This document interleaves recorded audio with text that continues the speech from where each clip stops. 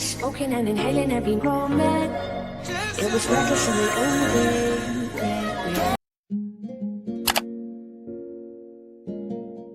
Күндердің бір күнінде адам сезімдері мен мінездері барлығы бір жерге жиналып бас қосыпты. Зерігу 3 рет есіне бүлгергенде ессіздік былай депті: барлығымыз тығылмаш ойнайық, ішіміз пыспас депті. Ең бірінші еріншектік жанында тұрған ағаштың жанына ұйықтап кетіпті. Екінші сенім аспанға ұшып кетіпті. Қызғаныш көлеңкеге тығылған болса, қорқыныш ағаштың қуысына тығылыпты. Өтірік теңіздің түбіне тығыламын деп өзге жерге тығылыпты. Тек махаббат қайда тығыларын білмеді.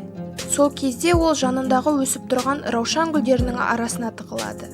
Ессіздік барлығын табады, алайда махаббатты емес. Барып бұтақтарды тез-тез жылжыта бастағанда, қатты тікендер махаббаттың көздерін жаралайды. Сол кезден бастап махаббат соқыр. Соңғы көргені ессіздік болғандықтан, махаббат әрқашан ессіздіктің артынан жүретін болған екен. Міне осылайша соқыр махаббат оқиғасы пайда болды.